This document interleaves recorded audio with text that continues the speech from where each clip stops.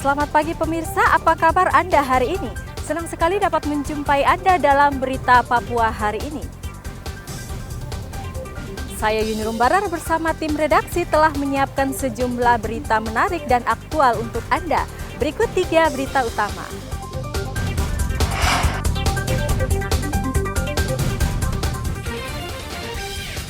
Diduga karena korsleting listrik, 10 rumah di Batu Putih, Kota Jayapura ludes terbakar. Selundupkan sabu-sabu dari Malaysia, polisi ringkus 2 orang di Kota Jayapura.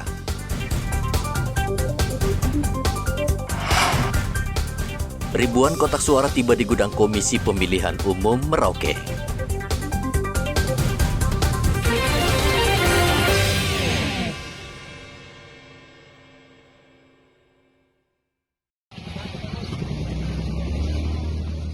Diduga korsleting listrik, 10 rumah dan kios di Batu Putih, Kelurahan Numbai, Kota Jayapura, Provinsi Papua ludes terbakar pada Rabu pagi sekitar pukul 5 waktu Indonesia Timur. Api pertama kali muncul dari salah satu bangunan berlantai 2. Namun keterbatasan alat pemadam di lokasi membuat api semakin membesar merembet ke bangunan lainnya. Upaya pemadaman terkendala jalan menuju lokasi sangat sempit dilewati kendaraan roda 4, sehingga pemadaman hanya dilakukan jauh dari perumahan. Kejadian jam berapa, Pak? Ya subuh, habis sembahyang subuh. Jam berapa itu? Jam 5. Jam 5 ya? Jam 5 kan setengah 6. Pokoknya masih gelap. Berapa rumah ini ada terbakar? Kira-kira Tidak tahu berapa. berapa ya? Untuk memadamkan api, 3 mobil pemadam kebakaran milik pemerintah Kota Jayapura dan 2 mobil water cannon milik Polda Papua dikerahkan menuju lokasi.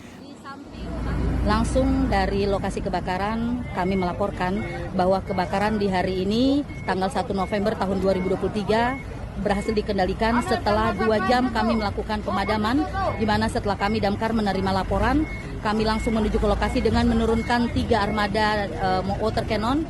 2 jam berjibaku api berhasil dipadamkan, namun seluruh bangunan ludes terbakar. Hingga kini polisi masih menyelidiki kepastian penyebab kebakaran. Arthur melaporkan dari Kota Jayapura, Papua.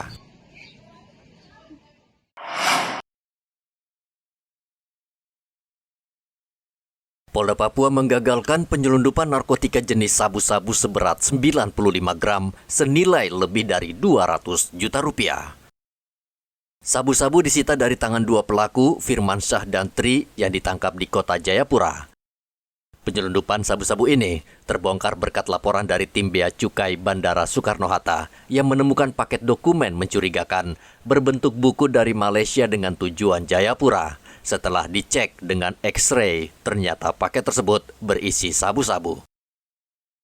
Direktorat Reserse dan Narkoba Polda Papua langsung menangkap kedua pelaku ketika hendak mengambil paket tersebut.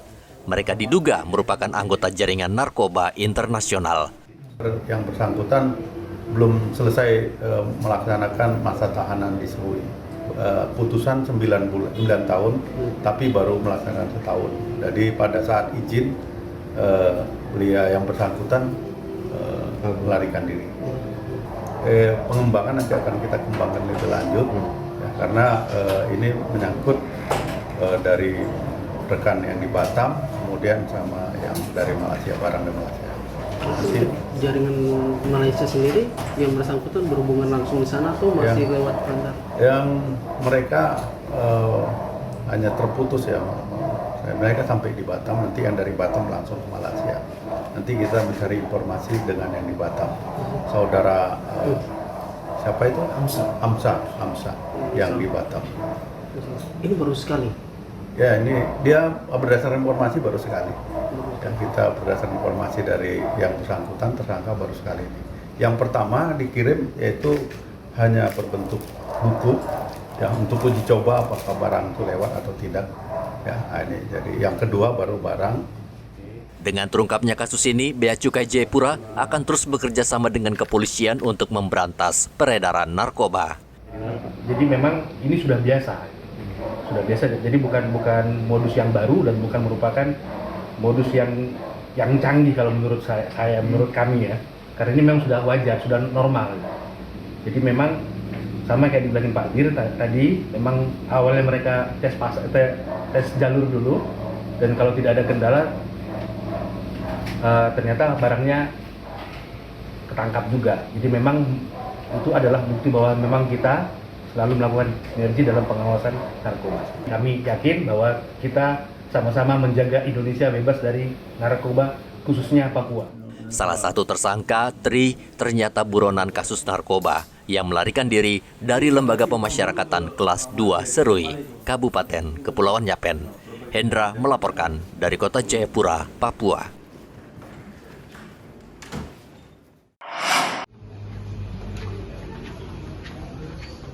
Alfonsia Drimiol akhirnya bisa tersenyum setelah mendapat undangan khusus dari Dinas Kesehatan Provinsi Papua Barat Daya. Dalam pertemuan di kantor Dinas Kesehatan Papua Barat Daya, Alfonsia menyampaikan keluh kesah karena putranya yang berumur 3 tahun sejak lahir tanpa memiliki anus sehingga hanya dibuatkan lubang anus buatan.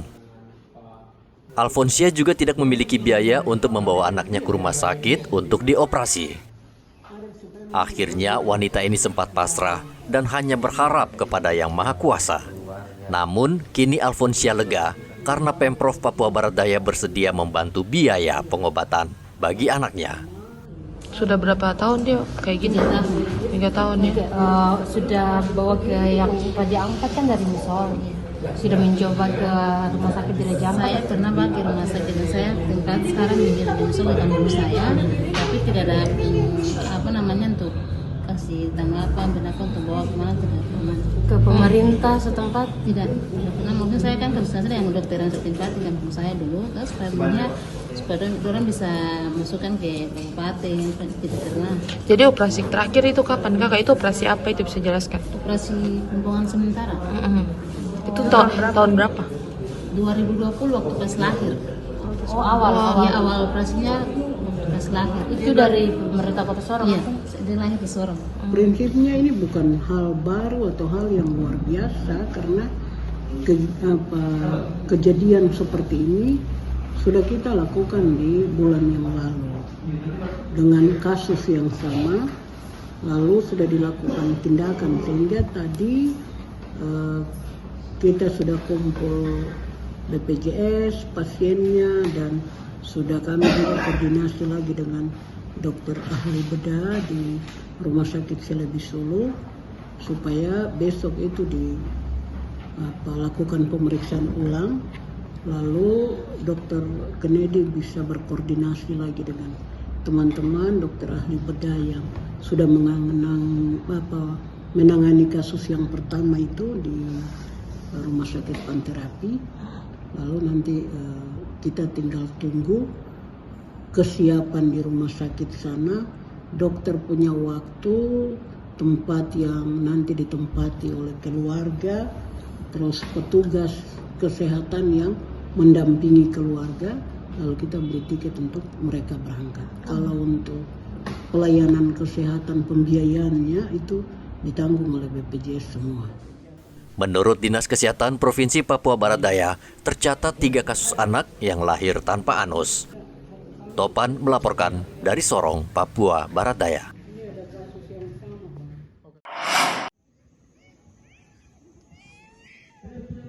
Korban bencana longsor di 2 distrik di Kabupaten Yaukimo, Provinsi Papua Pegunungan, menerima bantuan makanan dan obat-obatan dari pemerintah kabupaten.